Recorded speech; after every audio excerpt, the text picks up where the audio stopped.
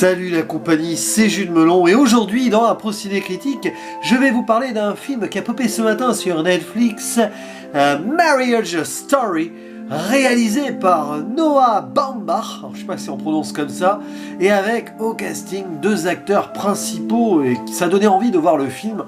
Adam Driver, Kylo Ren d'un côté, et Scarlett Johansson, Black Widow. Waouh, gros clash pour un film de... Pas du tout de super-héros, un film super intimiste, émouvant, une comédie dramatique, on va dire, à l'ancienne, qui, tel que vous me voyez là, m'a beaucoup touché et donné d'émotion. D'ailleurs, vous voyez, je fais cette vidéo juste à la fin du film, alors que le générique se termine en fond, d'où... la petite musique que vous entendez, une musique composée par Randy Newman d'ailleurs, oui, celui qui est derrière les BO de Toy Story par exemple. Un film donc intimiste, touchant, de fin d'année, vraiment familial à voir pendant cette période avec un petit paquet de mouchoirs à côté. Je vous avoue, j'ai versé ma petite larme par moment parce que oui, c'est une vraie réussite. Ouais, un film qui va vous toucher au plus profond du cœur. Alors, Adam Driver et Scarlett Johansson, oui, il y a d'autres acteurs secondaires intéressants dans le métrage, tels que Laura Dern, qui joue l'avocate donc de l'épouse, et Ray Liotta, celui qui jouait dans Les Affranchis de Scorsese, par exemple, qui joue l'avocat du mari. Parce que le film s'appelle Marriage Story, mais c'est en fait Divorce Story. L'histoire d'un couple qui a un enfant de 8 ans qui s'appelle Henry, un couple donc Charlie joué par Adam Driver et Nicole jouée par Scarlett Johansson qui sont en instance de divorce, en préparation de séparation. Et pourtant le film s'ouvre sur des textes écrits l'un sur l'autre et l'autre sur l'un, où ils disent comment et pourquoi il apprécie son conjoint ou sa conjointe. Et paf, direct, on se rend compte en fait qu'il s'agit d'une sorte de, pas d'une thérapie de groupe, mais une sorte de médiation, une thérapie de couple, pardon, une sorte de médiation qui précède en fait un mariage qui prend fin, en gros un divorce. Vous voyez, c'est difficile de trouver ces mots, surtout que je fais vraiment cette vidéo à chaud, mais j'ai voulu la faire à chaud. Voilà, pour vous partager mon émotion. D'ailleurs, je garde mes lunettes parce que je dois avoir encore les yeux un petit peu humides. C'est assez brillant dans le genre. Alors c'est pas le style de film que je vais placer parmi les chefs-d'œuvre ultimes pour moi, parce que c'est pas ce genre de métrage que je regarde en boucle. Quoique, dans ce style émouvant, il y a Love Actually par exemple de Richard Curtis. Alors ça n'a rien à voir. En soi, oui et non. Mais il y a cette ambiance-là qui fait que j'ai beaucoup apprécié cette œuvre, qui a un petit côté Kramer contre Kramer, un film oscarisé à l'époque avec Dustin Hoffman, et j'ai oublié le nom de l'actrice, bon c'est pas grave, qui racontait cette histoire de divorce avec un enfant au milieu, et évidemment dans le film on n'oublie pas le gamin qui va être ballotté au milieu de ce couple qui on sent se respecte, s'aime encore, mais se séparent pour des raisons que je ne vais pas développer ici, afin de garder un petit semblant de suspense, alors qu'il y a une poussière qui vole, ça me stresse. Waouh. Ouais, ce film, hein.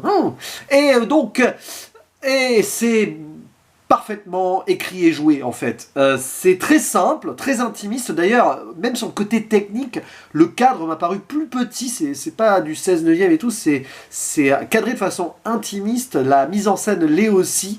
Les moments de séparation ou quand les deux donc on va dire futurs ex-époux sont ensemble dans la même pièce, on sent que ça se joue beaucoup sur la séparation qui est en train de se faire. C'est voilà, il y a des scènes absolument forte et déchirante dans ce film. À un moment vers un milieu fin, il y a une dispute entre les deux. Adam Driver et Scarlett Johansson sont extraordinaires. Adam Driver est génial dans ce film. C'est un acteur brillant. Il faut le sortir de son rôle de Kylo Ren. D'ailleurs, il ne démérite pas non plus dans ce rôle-là. C'est à chaque fois que je l'ai vu dans un film ces dernières années, je l'ai trouvé très bon, voire brillant, et là il est extraordinaire dans ce rôle de père et de mari qui ne comprend pas ce qui se passe. On le sent en position de victime, mais on comprend dans le film qu'il a fait des erreurs aussi, un petit peu égoïste. C'est quelqu'un qui pense aussi à sa carrière, qui est metteur en scène. C'est amusant d'ailleurs, c'est un metteur en scène et l'épouse c'est une actrice. Il y a un côté donc encore méta, mise en abîme ici. Et Et donc, forcément, il a beaucoup donné à son boulot, y compris au niveau de son épouse, il l'a fait travailler. C'est comme ça qu'il l'a rencontré, qu'il l'a épousé. D'ailleurs, c'est pour ça aussi que son épouse en a marre et demande un divorce, parce que pendant tout ce mariage, elle se rend compte que c'était plutôt sa possession, voilà, sa création. Il y a un petit côté, ouais, il y a un petit côté Pygmalion là-dedans.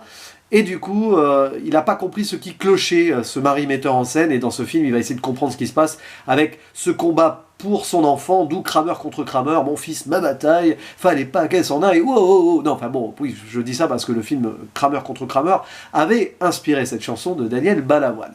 Voilà, donc il y a ce mélange-là, c'est un film qui est d'une justesse assez implacable, qui est assez simple dans ses thématiques abordées, il n'y a pas de surprise là-dessus, il y a un côté académique aussi, si ce n'est donc sur le cadrage plus petit, le côté un petit peu, une tonalité un petit peu vintage, nostalgique aussi sur le grain de l'image, je sais pas, c'est un film qui aurait pu être réalisé, qui aurait pu sortir dans les années 80-90, que ça aurait pas vraiment fait une différence, si ce n'est quelques thématiques modernes tout de même, à travers les avocats notamment, vous avez donc Ray Liotta, l'avocat du mari, qui est assez sexiste et un peu, voilà, il est prêt à partir à la bagarre et tout.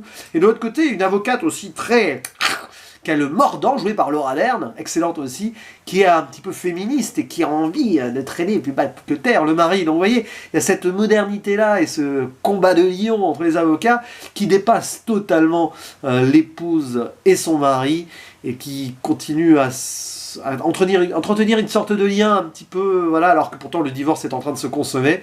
Et je trouve ça très subtil, c'est tout simplement une histoire d'amour qui est en train de se terminer, qui a quand même donné un fruit merveilleux, c'est-à-dire l'enfant, qui, malgré le fait que les avocats veulent se battre pour possession du gamin, enfin, garde du gamin, possession de tel bien et tout, et ben ils vont quand même garder ce lien, essayer de ne pas se déchirer pour un enfant qui, on voit, est un petit peu ballotté, qui n'est pas à l'aise, qui a du mal à apprendre à lire, donc il a quelques petits traumatismes, même si c'est pas très approfondi, on le sent.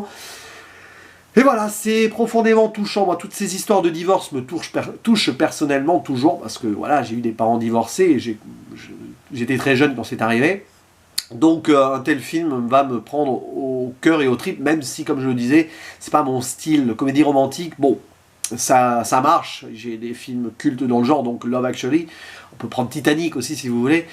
Mais là voilà, c'est une vraie réussite de cette fin d'année, je vous le conseille vivement, c'est sur Netflix, ça vient de sortir, donc ce matin à 9 h. Et je suis encore tout tourneboulé à vous en parler ici, parce que bah, c'est un combat d'une vie que nous assistons pendant plus de 2 heures, et un amour qui doit ou non subsister sur certaines choses pour pas que tout soit détruit et anéanti. Et franchement ça, c'est totalement poignant et viscéral en un sens. Voilà. Bref, je vous dis à la prochaine, et si vous avez un avis sur ce film ou si vous voulez le voir, n'hésitez pas à laisser un petit commentaire pour réagir. Je vous dis à la prochaine, ciao.